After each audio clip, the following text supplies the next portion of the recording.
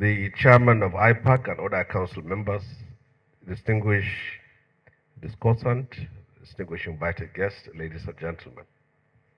Well, it is a honor and a privilege to be invited to make some little contribution as far as the issue in this course is concerned. Well, I have the exceptional privilege of being in both sides. I've been in the civil society and I've also been in politics. And I believe you need these two experiences to be able to know the two sides and also to be able to understand where the issues are. As a member of the civil society, as an activist, our thinking fundamentally differs from the politicians. Whenever election is at hand, you will see the European Union, the USAID, the Norwegian NGOs, international organizations coming into Abuja, in Sheraton, in Hilton, organizing pre-elections seminar. They come in with white people and they erect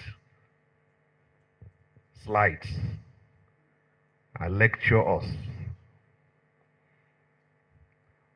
in theory, and they think we are them.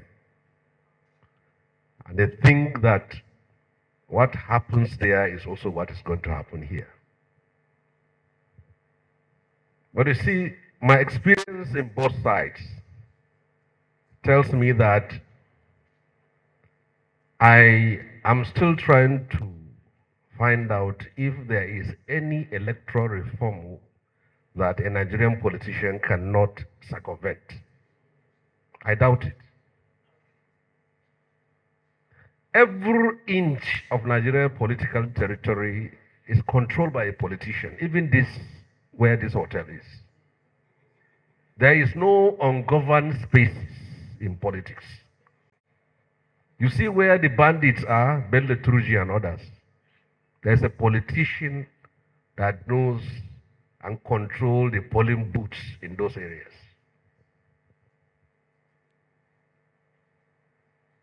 We talk about the judiciary as the last hope of the common man. Why is the political parties not the last hope of the common man? Why is INEC not the last hope of the common man? Why is the military and the presidency and the Senate and the House of Reps, why are they not the last hope of the common man? We want a perfect judiciary in an imperfect system and in a perfect country. You see, from the civil society, we talk on the ideals, what is supposed to be. But in the field of politics, it's a different ballgame. Every exco of a political party you see is a nominee of somebody. Your Excellency is here sitting down.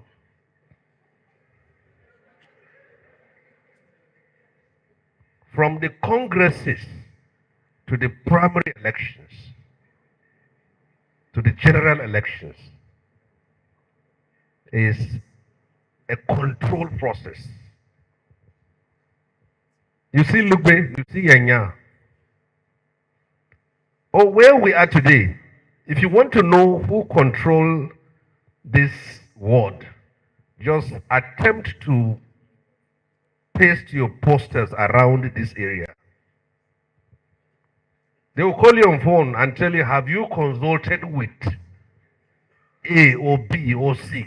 He is the person in charge of this area. I told you I have two experiences. When we were in activism, we sit down and talk on what is on paper. So I switched mode to politics and then I got elected. And when I got elected, I returned to activism in the Senate. And then I lost election.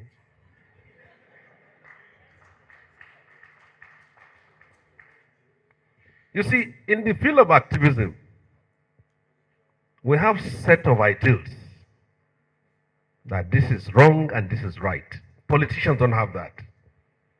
They can live and eat with their enemies. They can be insulted and be maligned by the person, and tomorrow they will be with him. In activism, if I called her today, if I malign her, I tell her so many bad things, she gets angry. A politician will laugh. She is not going to. She sees she has integrity.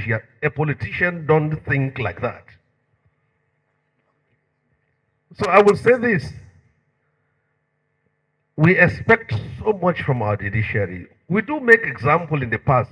Each time we talk about United States, but I don't think we will do it now. A United States Supreme Court sat and ruled in favor of a president who supported and encouraged an insurrection that led to the invasion of a parliament and the killing of so many people, and the same court ruled that he has immunity. In those days, when we want to make example of a democracy, we say in countries like United States, can we in all sincerity tell ourselves that we will continue to learn from them? No president will make electoral reform that will lead to his downfall in office. Only Jonathan. It's only Jonathan that appointed an INEC chairman he never knew and he never met. And what became the result?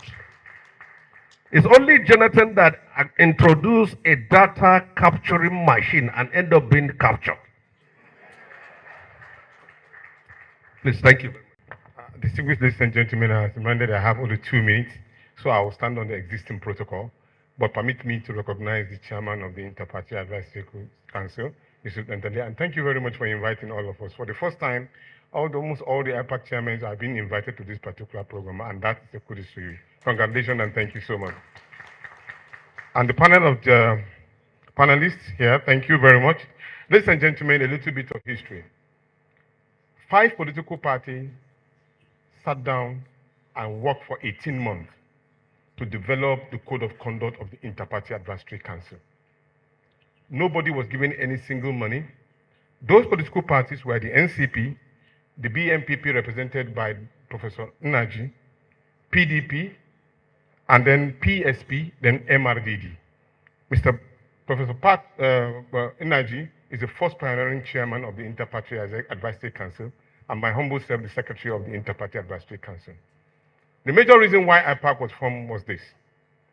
We struggled as a political party, with all due respect to the civil society groups. They've already taken over the space of the political parties. So we were struggling to get the integrity and the relevance of the political party. And that was the reason why IPAC was formed. And as we moved along, we were able to gain that respect and integrity. When we now put INEC under due pressure, because normally when we meet at a meeting, INEC will only speak and then they close shop. But we insisted that the voice of the political party must be listened to. And that was when immediately after the IPAC chairman INEC chairman has spoken, the next person that will speak on behalf of the political party is the Interparty Advisory Council chairman. One great achievement.